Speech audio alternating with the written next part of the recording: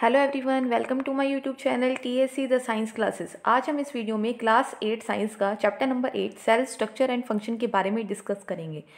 इससे पहले वाले वीडियो में हमने सेल के बारे में पढ़ा था, साथ ही साथ हमने ये भी पढ़ा था कि जो डिस्कवरी ऑफ सेल है वो कैसे है हुई और किसने की। साथ ही साथ हमने ये भी पढ़ा कि जो ऑर्गेनिजम्स होते हैं, लिविंग ऑर्गेनिज्म जो है, वो किस तरह के जो सेल नंबर उनके अंदर होते हैं, शेप किस तरह की होती है। आज हम इस वीडियो में पढ़ेंगे साइज ऑफ सेल के बारे में और सेल के स्ट्रक्चर यानी उनके जो पार्ट्स हैं, जो डिफरेंट तरह के पार्ट्स और उनके जो फंक्शन है, हम उनके बारे में डिटेल में स्टडी करेंगे। तो स्टार्ट करते हैं साइज ऑफ सेल से। तो जो साइज ऑफ सेल है, जो लिविंग ऑर्गेनिजम्स होते हैं, उनके अंदर क्या होता है, छोटे से छोटा साइज भी होता है जो मिलियन ऑफ अ मीटर के इक्वल होता है, ठीक है। और कुछ जो सेल होते हैं वो लार्ज होता है उनका साइज, जो कि फ्यू सेंटीमीटर्स के बराबर होता है, ठीक है। तो जो मोस्ट ऑफ द सेल्स होती हैं वो माइक्रोस्कोपिक साइज होती है। माइक्रोस्कोपिक का मतलब कि वो जो सेल्स का साइज है वो माइक्रोस्कोपिक का मतलब है कि जिन सेल्स को हम नेक्ड आई से नहीं देख सकते हैं, ठीक है। They need to be enlarge और मैग्नीफाइड बाय अ माइक्रोस्कोप। तो ज़रूरत है कि वो इनलार्ज हो और मैग्नीफाइड हो बाय अ माइक्रोस्कोप, ठीक है। जो स्मॉलेस्ट सेल होती है बैक्टीरिया के अंदर, उसका जो साइज होता है वो हमारे पास बैक्टीरिया के अंदर होता है, जिसका साइज सबसे स्मॉल होता है और उसका साइज जो होता है वो क्या होता है, 0.1 to 0.5 माइक्रोमीटर इन बैक्टीरिया। जो माइक्रोमीटर होता है उसकी जो सिंबल होता है लिखने का वो ये होता है, ठीक है, माइक्रोमीटर, ठीक है। जो ये माइक्रो होता है, ये वन जो माइक्रोमीटर है, ठीक है, नैनोमीटर भी हम यूज़ करते हैं कई बार। तो ये जो साइज को मेज़र करने के लिए, स्मॉल साइज को मेज़र करने के लिए जो यूनिट्स है वो स्मॉल है। जैसे कि मीटर का यूज़ किया जाता है कि सम डिस्टेंस को मेज़र करने के लिए या साइज को मेज़र करने के लिए, लेकिन अगर जो साइज है वो बहुत बहुत स्मॉल है किसी पार्टिकल का, या डिस्टेंस बहुत बहुत स्मॉल है, ठीक है, तो उसको हम मेज़र करने के लिए जो यूनिट्स का यूज़ करते हैं वो स्मॉलर यूनिट्स का यूज़ करते हैं, और जिनका नाम क्या है, माइक्रोमीटर, नैनोमीटर और भी स्मॉलर यूनिट्स होते हैं। तो यहाँ माइक्रोमीटर का यूज़ किया गया है। जो लार्जेस्ट सेल होती है, जो सबसे बड़ी सेल है, जो कि किसकी सेल है, जो एग ऑफ एन ऑस्ट्रिच है, ठीक है, उसकी जो सेल है सबसे लार्जेस्ट सेल है, जिसकी जो डायमेंशन है वो 170 मिलीमीटर इंटू 130 मिलीमीटर है। Is it clear? तो यहाँ हमने देखा सबसे स्मॉलेस्ट सेल का साइज और सबसे जो लार्जेस्ट सेल है यानी एग ऑफ एन ऑस्ट्रिच जो है, उसका जो साइज है वो 170 मिलीमीटर इंटू 130 मिलीमीटर। अब आगे देखिए, जो साइज ऑफ सेल है उसका कोई रिलेशन नहीं होता with the size of body of the animal और plant. It is not necessary that the cells जो cells in the elephant much bigger than those in a rat. मतलब कि जो आपका जो साइज ऑफ द सेल है उसका जो प्लांट है या कोई एनिमल है उसके साइज पे डिपेंड नहीं करता। कि जैसे कि आप एलिफेंट और रैट का अगर हम एग्जांपल लें, तो एलिफेंट की जो बॉडी है वो बड़ी है लेकिन रैट की जो बॉडी है वो छोटी है। तो इसका मतलब ये नहीं होगा कि जो साइज ऑफ सेल है वो एलिफेंट के अंदर भी बड़ा होगा क्योंकि उसका साइज बड़ा है, और रैट के अंदर उसी सेल का साइज छोटा होगा क्योंकि रैट का जो साइज है वो छोटा है। ऐसा कुछ नहीं होता, ठीक है। जो नर सेल अगर हम बात करते हैं, जो नर सेल का जो साइज है, अगर मैं एलिफेंट और रैट के अंदर देखूं तो दोनों के अंदर नर सेल का साइज सेम होता है। लॉन्ग होते हैं, ब्रांच्ड होते हैं, उनका फंक्शन भी सेम होता है। तो जो साइज ऑफ सेल है, ठीक है, वो फंक्शन पे डिपेंड करता है। साइज ऑफ सेल का साइज ऑफ द बॉडी पे डिपेंड नहीं करता, या साइज ऑफ जो फंक्शन मतलब जो फंक्शन है सेल का, जो फंक्शन है वो भी साइज के ऊपर डिपेंड नहीं करता। Is it clear? अब ये तो था साइज ऑफ सेल के बारे में। अब हम पढ़ेंगे जो सेल स्ट्रक्चर है और उनके जो फंक्शंस होते हैं उनके बारे में। तो 8.4 टॉपिक अब हम पढ़ने जा रहे हैं। आपने इससे पहले वाली क्लासेस में ये पढ़ा होगा, डाइजेस्टिव सिस्टम के बारे में पढ़ा होगा। उसमें आपने देखा होगा जो ये सिस्टम होता है इसके अंदर जो हर एक ऑर्गन होता है उनका एक डिफरेंट फंक्शन होता है, कि डाइजेशन होना, एसिमिलेशन होना, एब्जॉर्प्शन होना, कि जो हम खाना खाते हैं पहले इनटेक होता है, फिर फूड पाइप के थ्रू अंदर जाता है, फिर वो क्या होता है कि वो डाइजेस्ट मतलब स्मॉल छोटे छोटे जो पीसीज होते हैं उसमें टूटता है, फिर वो एब्जॉर्ब होते हैं उसके अंदर से जो मिनरल्स वगैरह होते हैं। तो ये जो पूरा प्रोसेस होता है ये पूरा डाइजेस्टिव सिस्टम का प्रोसेस है, ठीक है। सिमिलरली जो डिफरेंट ऑर्गन, अगर हम प्लांट की बात करते हैं तो जो प्लांट के जो डिफरेंट ऑर्गन्स होते हैं उनके भी कुछ स्पेशलाइज्ड फंक्शन होता है। फॉर एग्जांपल अगर मैं रूट्स की बात करती हूँ, जो रूट्स होती हैं प्लांट्स की वो क्या हेल्प करती है, इनका क्या काम होता है। Root helps in the absorption of water and minerals and leaves, as you have learnt in class 7th, are responsible for the synthesis of food। मतलब कि जो प्लांट्स की अगर रूट्स होती हैं वो रूट्स सोयल में होती है, तो वो सोयल से जो मिनरल्स होता है और जो वाटर है उनको एब्जॉर्ब करती हैं। तो रूट्स के अंदर भी एक स्पेशल तरह के क्या होते हैं, टिश्यूज़ होते हैं, ठीक है। टिश्यूज़ क्या होते हैं? टिश्यू होते हैं सेल की ग्रुपिंग से, जो ग्रुपिंग ऑफ सेल होता है उसको टिश्यू बोला जाता है। तो उन टिश्यू के थ्रू ही क्या होता है कि जो प्लांट होते हैं उनके डिफरेंट पार्ट्स में जो वाटर है और जो मिनरल्स है वो जा पाता है। ऐसे अगर मैं लीव्स की बात करती हूँ तो जो ग्रीन प्लांट्स होते हैं जो अपना खाना खुद बना सकते हैं with the help of the process of photosynthesis and chlorophyll नाम का एक ग्रीन पिगमेंट उनके पास होता है जिसकी हेल्प से वो अपना खाना खुद बना सकते हैं। तो जो लीव्स होता है वो इनका लीव्स के अंदर ये फोटोसिंथेसिस की प्रोसेस होती है, ठीक है। तो जो हर एक ऑर्गन होता है वो कुछ स्मॉलर पार्ट से मिलकर बनता है जिनको हमने टिश्यू का नाम दिया। और अभी थोड़ी देर पहले मैंने आपको बताया था कि जो टिश्यूज होते हैं वो क्या होते हैं। तो एक डेफिनेशन है टिश्यू की, a tissue is a group of similar sales performing a specific function. ये सबसे मेन लाइन है। देखो, a tissue is a group of similar sales का मतलब क्या है? देखो, सिमिलर सेल्स मतलब जो सेम हो, मतलब एग्जैक्टली सेम नहीं है लेकिन उनका फंक्शन सेम है। जैसे कि अब आईज में कुछ सेल है, हमारी नोज में कुछ सेल है, तो ऐसा नहीं हो कि आईज की जो सेल है आपस में सिमिलर है। ये नहीं है कि जो आईज के अंदर सेल है वो नोज के अंदर जो सेल प्रेजेंट है उनके उसके बराबर उनकी तरह है, नहीं। जैसे आइज की सेल्स अलग है, वो आपस में सिमिलर उनका साइज है, ठीक है, और शेप वगैरह सिमिलर है। जैसे हमारा जो ब्रेन का जो सेंट्रल नर्वस सिस्टम होता है हमारा पूरा, तो उसके अंदर नर्व सेल्स का पूरा सिस्टम बना है, तो ये सिमिलर सेल्स हैं। तो इस तरह से जो सिमिलर सेल्स का ग्रुप बनता है उनको टिश्यू कहा जाता है। और इन जो टिश्यू होता है उनका एक स्पेसिफिक फंक्शन होता है, ठीक है।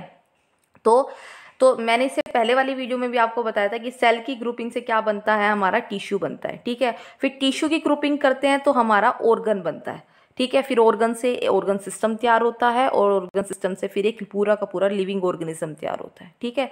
तो इस तरीके से जो सेल है वो एक लिविंग ऑर्गेनिज्म है जो कि एक बेसिक स्ट्रक्चर और फंक्शनल यूनिट ऑफ लाइफ माना जाता है, ठीक है। अब हम इस सेल के पार्ट्स के बारे में बात करेंगे। देखिए, जब इन सेल के जो पार्ट्स के बारे में कैसे पता लगा, जब हाईली मैग्नीफाइड माइक्रोस्कोप हमारे पास आया तो उसके बाद उस जो सेल है, सेल के अंदर भी कुछ पार्ट्स जो हाईली बिल्कुल मैग्नीफाइड बड़े करके उनको दिखाया गया। तो वो जो पार्ट्स है वो हम पढ़ते हैं। तो 8.5 में हम पार्ट्स ऑफ सेल पढ़ने जा रहे हैं। देखिए ध्यान से, यहाँ पर देखिए, फर्स्ट जो पार्ट है वो हमारे पास है सेल मेम्ब्रेन। सेल मेम्ब्रेन क्या होता है? जो बेसिक कंपोनेंट होते हैं सेल के वो है cell membrane, cytoplasm and nucleus, ठीक है। जो साइटोप्लाज्म और न्यूक्लियस होता है वो दोनों जो पूरा है, मतलब आप पूरी सेल की बात कर सकते हो। सेल की जो आउटर मोस्ट कवरिंग होती है ना, ठीक है, जिस कवरिंग में ये साइटोप्लाज्म जो न्यूक्लियस है और साइटोप्लाज्म के अंदर भी कुछ कंपोनेंट्स होते हैं वो सारे के सारे इनक्लोज्ड होते हैं, ठीक है, कवरिंग में। तो वो जो आउटर कवरिंग है ना, इसका नाम क्या होता है? Cell membrane. और इसका दूसरा नाम होता है प्लाज्मा मेम्ब्रेन। अब हम पढ़ेंगे कि जो सेल और या फिर प्लाज्मा मेम्ब्रेन जो है इसका फंक्शन क्या क्या होता है। तो फर्स्ट फंक्शन हमारे पास है कि जो ये मेम्ब्रेन होती है वो सेपरेट करती है सेल को from one another and also the cell from the surrounding medium. मतलब कि जो हमारे पास सेल मेम्ब्रेन का फर्स्ट फंक्शन है ये है कि जो सेल की सेल मेम्ब्रेन होती है वो उसको किसी दूसरे सेल से क्या करती है? सेपरेट करती है। और साथ ही साथ उस सेल को उसके जो सराउंडिंग मीडियम होता है उससे भी उसको क्या करती है? अलग करती है, ठीक है। और सेकंड जो है, जो सेल मेम्ब्रेन होती है वो पोरस होती है, मतलब कि इस मेम्ब्रेन के अंदर छोटे छोटे छेद होते हैं, ठीक है।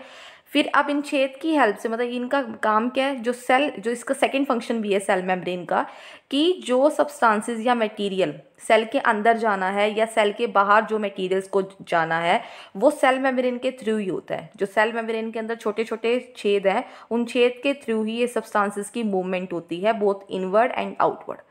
एक तरह से आप सेल मेम्ब्रेन को वॉचमैन कह सकते हैं सेल का, क्योंकि वॉचमैन ही, जैसे एक बिल्डिंग में वॉचमैन ही साइन करवाता है अपनी जो डायरी बनी होती है कि कौन सा बंदा किस टाइम पे आया है, कौन सा बंदा अंदर जा रहा है या कौन सा अंदर से बाहर आ रहा है किस टाइम पे, ठीक है। तो वॉचमैन का ये काम होता है। तो इसी तरह से जो सेल होता है, तो सेल के अंदर जो सेल मेम्ब्रेन है वो एक तरह से वॉचमैन का ही काम करती है कि जो जितने भी मटेरियल्स, जितने भी सब्सटेंसेस सेल के अंदर जाएंगे वो सेल मेम्ब्रेन के थ्रू ही होकर जाएंगे, या जो अंदर से बाहर जो मटेरियल्स फ्लो करके जाएंगे वो सेल मेम्ब्रेन से ही होकर जाएंगे, ठीक है। तो ये हमारा सेल मेम्ब्रेन के बारे में था। उसके बाद हमने ये देखा कि जो अनियन सेल को जब हमने उसके अंदर देखा था, माइक्रोस्कोप के अंदर स्टडी किया था, तो वहाँ पर देखा गया कि जो अनियन सेल की में सेल मेम्ब्रेन तो थी लेकिन सेल मेम्ब्रेन को भी के बाहर भी एक आउटर कवरिंग थी जो कि काफ़ी थिक थी, जिसको क्या नाम दिया गया? सेल वॉल का नाम दिया गया। तो ये जो सेल वॉल था, ये बोला गया कि जो सेल वॉल है वो प्लांट सेल के अंदर देखी गई लेकिन एनिमल सेल के अंदर नहीं देखी गई, ठीक है। अभी आगे हम स्टडी करेंगे कि सेल वॉल जो होता है वो प्लांट सेल के अंदर प्रेजेंट होता है लेकिन एनिमल सेल के अंदर नहीं प्रेजेंट होता, ठीक है। अब एक और हमारे पास क्या होता है, जो सेंट्रल राउंड बॉडी होती है जो at the centre of the cell present होती है, जिसको हम क्या कहते हैं, न्यूक्लियस। की देखा जब अनियन सेल का देखा तो अनियन सेल का जो फिगर देखिए 8.5 फिगर में देखा गया, जो अनियन पील को लिया और उसको जब ऑब्जर्व किया, ठीक है, अंडर द माइक्रोस्कोप, तो वो कैसे नज़र आया। तो देखिए ये जो शेप नज़र आ रही है बिल्कुल सेम ऐसे ही नज़र आया। इसके बीच में जो स्फेरिकल बॉडी है ये न्यूक्लियस है, ठीक है। जो ये लाइनिंग दे रखी है चारों तरफ ये सेल मेम्ब्रेन, और सेल मेम्ब्रेन के बाहर भी एक थिक आउटर कवरिंग देखिएगी वो सेल वॉल थी, ठीक है। और जो बीच में स्पेस बना हुआ है जो येलो लाइट येलो कलर का जो है, तो ये साइटोप्लाज्म है, ठीक है। साइटोप्लाज्म क्या होता है, एक जेली लाइक सब्सटेंसेस होता है। जो साइटोप्लाज्म होता है वो जेली लाइक सब्सटेंस होता है जो न्यूक्लियस और सेल मेम्ब्रेन के बीच में प्रेजेंट होता है, इसीलिए इसको क्या कहते हैं, साइटोप्लाज्म। अब देखें मैंने बोला था कि जो सेल वॉल है वो देखा गया जो प्लांट सेल्स हैं उनके अंदर प्रेजेंट होता है लेकिन वो एनिमल सेल के अंदर प्रेजेंट नहीं होता। वो ऐसा क्यों होता है, क्योंकि जो एनिमल होते हैं वो एक जगह से दूसरी जगह पे जा सकते हैं लेकिन जो प्लांट्स होते हैं वो एक जगह से दूसरी जगह पर नहीं जा सकते, वो एक ही जगह पर रहते हैं, ठीक है। तो उन्हें वहीं रहकर ही क्या होता है, जो प्लांट सेल्स को मतलब ज़रूरत होता है, क्योंकि उनके आसपास क्या होता है, जैसे कई बार बहुत तेज आंधी तूफान आ जाता है, वेरिएशन इन टेम्परेचर आ जाता है, एटमॉस्फेरिक मॉइस्चर आ जाता है, तो उसकी वजह से क्या होता है उनको उस चीज़ को सहना पड़ता है वहीं एक जगह पर रहकर, ठीक है। वो क्योंकि वो मूव नहीं कर सकते इसलिए उनको एक एक्स्ट्रा प्रोटेक्शन की नीड होती है, और वो जो एक्स्ट्रा प्रोटेक्शन जो है वो एडिशनल लेयर देती है जो मतलब जो सेल मेम्ब्रेन के चारों तरफ होती है, और जिसका नाम क्या रखा गया है, सेल वॉल। मतलब जो सेल वॉल होता है वो एक स्ट्रेंथ प्रोवाइड करती है, एक मैकेनिकल स्ट्रेंथ प्रोवाइड करती है, किसको, प्लांट्स को, क्योंकि प्लांट्स को बहुत ज़रूरत होती है protection against the variation in temperature, high wind speed and atmospheric moisture etcetera, ठीक है। तो इसीलिए ऐसा देखा गया। तो और भी जो सेल्स को ऑब्जर्व किया गया in the leaf peel of Tradescantia, Elodea, Rhoeo, तो उन पे भी जब इनकी स्लाइड्स प्रिपेयर की इनको भी देखा गया, ठीक है। फिर एनिमल सेल्स को भी ऑब्जर्व किया गया, तो उसमें ये देखा गया कि जो एनिमल सेल है उनके अंदर सेल वॉल प्रेजेंट नहीं है लेकिन जो प्लांट सेल है उनके अंदर सबके अंदर सेल वॉल होती है। लेकिन जब हमने ह्यूमन चिक सेल्स को देखा तो वहाँ पर जो ह्यूमन चिक सेल को जब माइक्रोस्कोप के अंदर देखा तो उसकी फिगर 8.6 है, वो इस तरह से दिखाई देता है। यानी जो चिक होती है हमारी, उनकी चिक को जब हम चिक की सेल्स को जब स्टडी किया गया अंडर द माइक्रोस्कोप तो वो इस तरीके से देखा गया। तो यहाँ पर एक न्यूक्लियर मेम्ब्रेन आपको शो हो रहा है, तो अब न्यूक्लियर मेम्ब्रेन के बारे में पढ़ेंगे कि क्या होता है। अभी हमने सेल मेम्ब्रेन के बारे में, सेल वॉल के बारे में अच्छे से पढ़ा, और जो साइटोप्लाज्म है कि जेली लाइक स्ट्रक्चर है, ठीक है, अब उसके बारे में अच्छे से पढ़ते हैं कि जो साइटोप्लाज्म होता है वो एक जेली लाइक सब्सटेंस होता है जो सेल मेम्ब्रेन और न्यूक्लियस के बीच में होता है, ठीक है। इसके अंदर भी कुछ कंपोनेंट्स होते हैं अलग अलग तरह के जिन्हें हम ऑर्गेनल्स भी कहते हैं सेल्स के, ठीक है, वो साइटोप्लाज्म के अंदर प्रेजेंट होते हैं। तो ऐसे कौन कौन से कंपोनेंट्स होते हैं, फॉर एग्जांपल मिटोकॉन्ड्रिया जिसको सेल्स का पावर हाउस भी कहा जाता है, ठीक है, गोल्गी बॉडीज हैं, राइबोसोम्स होते हैं एक्सेट्रा, और भी प्लास्टिड्स होते हैं जो साइटोप्लाज्म के अंदर ही प्रेजेंट होते हैं। तो इनके बारे में बिल्कुल डिटेल में हम 9th क्लास में पढ़ेंगे, ठीक है। तो ये जो mitochondria, Golgi bodies, ribosomes, plastids, vacuoles, ये सारे हमारे साइटोप्लाज्म के अंदर जो प्रेजेंट होते हैं कंपोनेंट्स, ठीक है। नेक्स्ट जो न्यूक्लियस है, अब देखिए कि न्यूक्लियस क्या होता है। न्यूक्लियस पहले बोला था कि जो सेल के सेंटर में एक स्मॉलेस्ट बॉडी हमें स्फेरिकल शेप की दिखाई देती है जो जनरली स्फेरिकल ही होती है, ठीक है, सेंटर ऑफ द सेल में प्रेजेंट होती है, और इसको आसानी से आप माइक्रोस्कोप की हेल्प से देख सकते हैं, ठीक है। जो न्यूक्लियस होता है, जैसे कि ये सेल है, इसके सेंटर में आपको न्यूक्लियस मिलता है, ठीक है, बीच में ये साइटोप्लाज्म है जो एक जेली लाइक स्ट्रक्चर है, और ये हमारी सेल मेम्ब्रेन है, ठीक है। उसके बाद जिस तरीके से सेल को एक जो सेल है उसकी एक आउटर कवरिंग होती है जो सेल मेम्ब्रेन कहलाती है या प्लाज्मा मेम्ब्रेन, उसी तरीके से जो ये न्यूक्लियस है इसके चारों तरफ बिल्कुल जस्ट इसके बाहर एक चारों तरफ एक लेयरिंग बनी हुई है, एक लेयर है, ठीक है, एक कवरिंग है जिसका नाम क्या रखा गया, न्यूक्लियर मेम्ब्रेन। यानी जो जिस तरह से सेल मेम्ब्रेन सेल को कवर करके रखी हुई है उसी तरह से एक न्यूक्लियर मेम्ब्रेन है जो न्यूक्लियस है उसको कवर करके रखी हुई है, ठीक है। ये भी जो न्यूक्लियर मेम्ब्रेन है ये भी सेल मेम्ब्रेन की तरह पोरस होती है, ठीक है। ये अलो करती है मूवमेंट ऑफ पार्टिकल्स को between the cytoplasm and the inside of the nucleus, मतलब कि न्यूक्लियस से साइटोप्लाज्म में जो मटेरियल्स जा रहे हैं और साइटोप्लाज्म से जो मटेरियल्स न्यूक्लियस के अंदर आ रहे हैं वो न्यूक्लियर मेम्ब्रेन के अंदर जो छोटे छोटे छेद होते हैं उनके थ्रू ही आते हैं, वही अलो करते हैं कि वो मटेरियल अंदर आए या अंदर से बाहर जाए, ठीक है। जो हमने माइक्रोस्कोप लिया, जो हायर मैग्नीफिकेशन था, तो हमने ये देखा गया कि न्यूक्लियस के अंदर भी एक छोटी सी स्फेरिकल बॉडी है जिसका नाम क्या है, न्यूक्लियोलस। जो हायर मैग्नीफिकेशन वाली माइक्रोस्कोप के अंदर हमने जब उस न्यूक्लियस को देखा, न्यूक्लियस को स्टडी किया, तो उसने न्यूक्लियस के अंदर भी एक छोटी सी बॉडी दिखाई जिसका नाम है न्यूक्लियोलस। इसके अलावा न्यूक्लियस के अंदर कुछ थ्रेड लाइक स्ट्रक्चर होते हैं जिनको हम क्रोमोसोम्स बोलते हैं, ठीक है।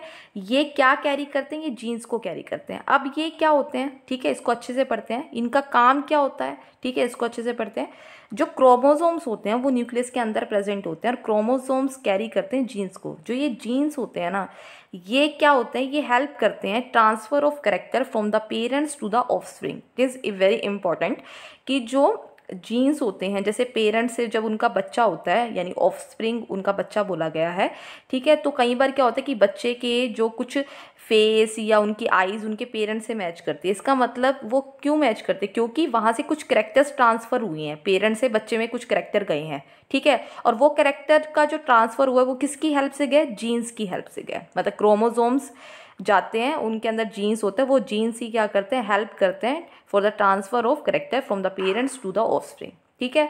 इनको अब जो chromosomes can be seen only when the cell divide होते हैं, तभी आप इनको देख सकते हैं, ठीक है। अब जीन के बारे में वही बता रखा है, जो जीन होती है it is a unit of inheritance in living organism. ये क्या कंट्रोल करते हैं, it controls the transfer of a hereditary characteristics होते हैं from the parents to the offspring. देखो इन्होंने एग्जांपल दे रखा है, जैसे कि आपके पेरेंट्स हैं, ठीक है, उनके कुछ कैरेक्टरिस्टिक्स क्या होते हैं, हमारे बच्चे के अंदर आ जाते हैं, ठीक है।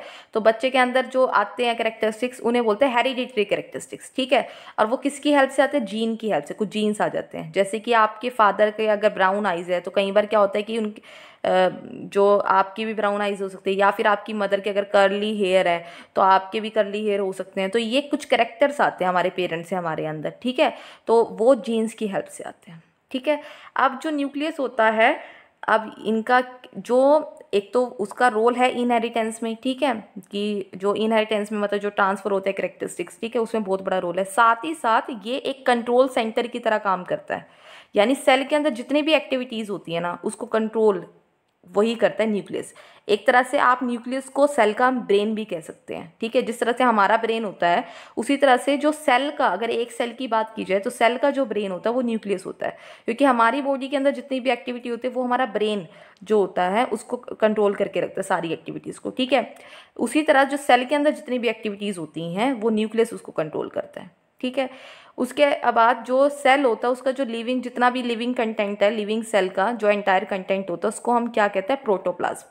और प्रोटोप्लाज्म मतलब क्या इंक्लूड करता है, इसके अंदर साइटोप्लाज्म और न्यूक्लियस। साइटोप्लाज्म, उसके अंदर जो कंपोनेंट प्रेजेंट है, ये जो न्यूक्लियस है, उन सभी के मिला के जो मतलब क्या है कि जो पूरा का पूरा पार्ट है उसको हम क्या कहते हैं, प्रोटोप्लाज्म, ठीक है।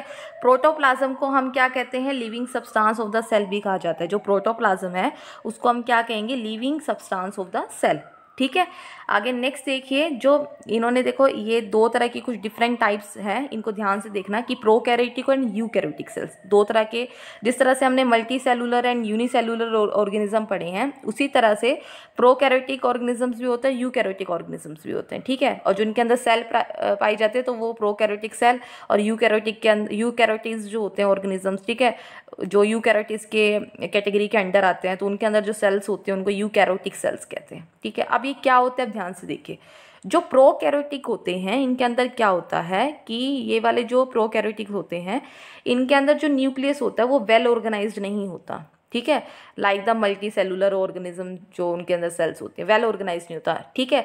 यानी और ना ही यहाँ पर कोई न्यूक्लियर मेम्ब्रेन होती है। यानी जो प्रोकैरियोटिक सेल्स होती हैं ये वो सेल्स होती हैं जिनके पास न्यूक्लियर मटेरियल तो होता है, मतलब जो अंदर प्रेजेंट होता है वो तो है, लेकिन उनके पास कोई न्यूक्लियर मेम्ब्रेन नहीं है और ना ही कोई वेल ऑर्गेनाइज्ड न्यूक्लियस है। तो ऐसे जो सेल्स होते हैं वो प्रोकैरियोटिक सेल्स होते हैं। और जो ऑर्गेनिज्म, वो ऑर्गेनिज्म जो इस तरह के सेल्स को क्या करती हैं, प्रोवाइड, मतलब जो उनके पास इस तरह की जो सेल्स होते हैं उन ऑर्गेनिज्म को प्रोकैरियोटिक्स कहते हैं। तो ये वो ऑर्गेनिजम्स होते हैं जिन ऑर्गेनिजम्स के पास एक वेल ऑर्गेनाइज्ड न्यूक्लियस और न्यूक्लियर मेम्ब्रेन नहीं होता, ठीक है। फॉर एग्जांपल जैसे कि bacteria and blue green algae, ठीक है, ये प्रोकैरियोटिक के एग्जांपल है।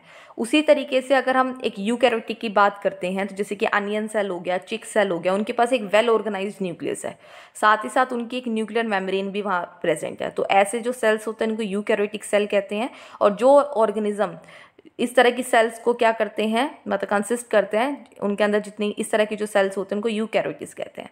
जितने भी ऑर्गेनिजम्स है बैक्टीरिया और ब्लू ग्रीन एल्गी को छोड़ के, वो सारे के सारे जो ऑर्गेनिजम्स होते हैं वो यूकैरियोटिक होते हैं, यानी हम भी यूकैरियोटिक है।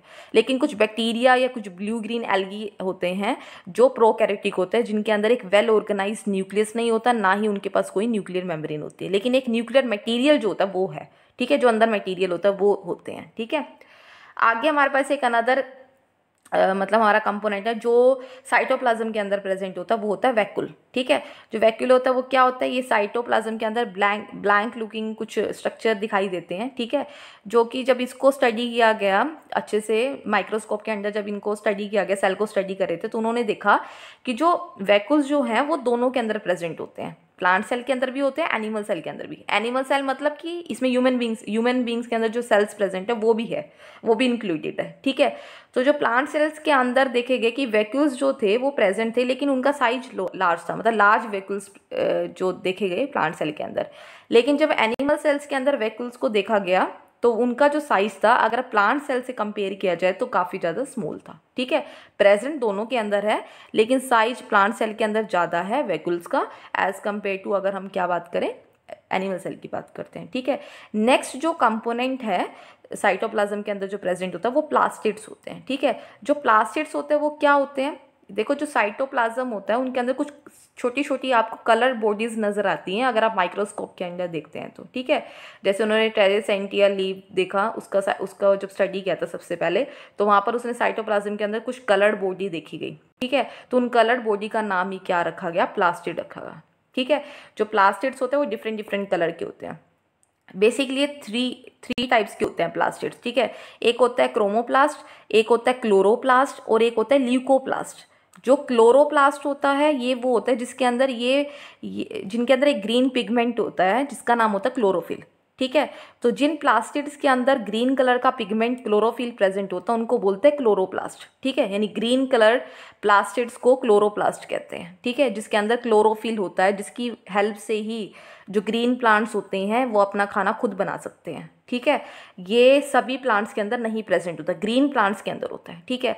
जो दूसरा है वो है क्रोमोप्लास्ट, ठीक है। जो क्रोमोप्लास्ट है वो ये है कि जैसे फ्रूट्स होते हैं उनमें डिफरेंट डिफरेंट कलर होता है, टमाटो हो गया उसमें रेड कलर होता है, ठीक है, अनार होता है रेड कलर होता है, आम हो गया, ठीक है ना, मैंगो हो गया उसमें येलो कलर होता है। तो जो कलरिंग आती है फ्रूट्स में, वेजिटेबल्स में, वो कहाँ से आती है, वो क्रोमोप्लास्ट की वजह से आती है, ठीक है। ल्यूकोप्लास्ट होता है जो फोटोसिंथेसिस की प्रोसेस करके जो खाना बनाया जाता है बाय द प्लांट्स, ठीक है, तो वो स्टोर भी होता है प्लांट्स के अंदर, वो स्टार्च की फॉर्म में जो स्टोर होता है। तो वो जो ये ल्यूकोप्लास्ट ही हेल्पफुल है उस चीज़ में, मतलब स्टार्च की फॉर्म में जो स्टोर होता है वो ल्यूकोप्लास्ट में होता है, मतलब वो हेल्प करता है, ठीक है, स्टोर करने में।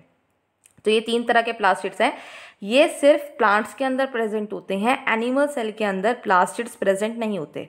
वैक्यूल्स दोनों के अंदर प्रेजेंट होते हैं, प्लांट सेल के अंदर भी एनिमल सेल के अंदर भी, लेकिन जो प्लास्टिड्स होते हैं वो सिर्फ और सिर्फ कहाँ प्रेजेंट होते हैं, प्लांट सेल के अंदर प्रेजेंट होते हैं। देखिए डायग्राम नीचे शो करके दिखा रखा है, आप ध्यान से देखिए डायग्राम 8.7 फिगर में प्लांट सेल और एनिमल सेल का है। ये प्लांट सेल है, ये एनिमल सेल है। देखिए सेल मेम्ब्रेन दोनों के अंदर प्रेजेंट है, वैक्यूल्स जो है वो दोनों के अंदर प्रेजेंट है, लेकिन जो एनिमल सेल है उनके अंदर देखो साइज स्मॉल है, और ये देखो कि प्लांट सेल के अंदर कितना बड़ा साइज है। न्यूक्लियस दोनों के अंदर प्रेजेंट है, साइटोप्लाज्म दोनों के अंदर प्रेजेंट है, लेकिन जो प्लास्टिड्स है वो सिर्फ प्लांट सेल के अंदर है, सेल वॉल जो है वो सिर्फ प्लांट्स के अंदर है, ठीक है। तो ये जो दो चीज़ें जो डिफरेंट है, तो नीचे एक टेबल दी गई है जिसमें कंपैरिजन किया है, और ये क्वेश्चन भी इंपॉर्टेंट है। अगर ये क्वेश्चन आ सकता है कि what are the difference between plant cell and animal cell, और इनके डायग्राम्स भी बहुत इंपॉर्टेंट है, तो इनके बीच में कंपैरिजन करते हैं, इस टेबल को हम स्टडी करते हैं, ध्यान से देखिए। फर्स्ट है cell membrane. Cell membrane plant cell और एनिमल सेल दोनों में प्रेजेंट होती है। सेल वॉल प्लांट सेल के अंदर प्रेजेंट होती है लेकिन एनिमल सेल के अंदर एब्सेंट होती है। न्यूक्लियस दोनों में प्रेजेंट होता है, ठीक है। न्यूक्लियर मेम्ब्रेन दोनों में प्रेजेंट होती है, साइटोप्लाज्म दोनों में प्रेजेंट होता है, प्लास्टिड सिर्फ प्लांट सेल के अंदर प्रेजेंट होता है लेकिन एनिमल सेल के अंदर एब्सेंट होता है। वैक्यूल्स प्लांट सेल के अंदर भी प्रेजेंट होते हैं, एनिमल सेल के अंदर भी प्रेजेंट होते हैं, ठीक है। लेकिन जो वैक्यूल्स का साइज होता है प्लांट सेल के अंदर वो होता है लार्ज, ठीक है, और जो एनिमल सेल होता है उनके अंदर क्या होता है, स्मॉल साइज होता है, ठीक है। तो ये था हमारा सेल के, ये हमने आज सेल का पूरा चैप्टर कंप्लीट किया। आई थिंक आपको सब समझ आ गया होगा। अगर आपको कोई भी टॉपिक, कुछ भी पॉइंट ऐसा है जो क्लियर नहीं है तो आप मुझे कमेंट बॉक्स पे कमेंट करके पूछ सकते हैं। एंड प्लीज़ अगर आपको मेरी वीडियो पसंद आई हो तो आप मेरी वीडियो को लाइक कर दीजिए, और अगर आप फर्स्ट टाइम मेरी वीडियो को देख रहे हैं तो प्लीज़ मेरे चैनल को सब्सक्राइब कर दीजिए। Thank you.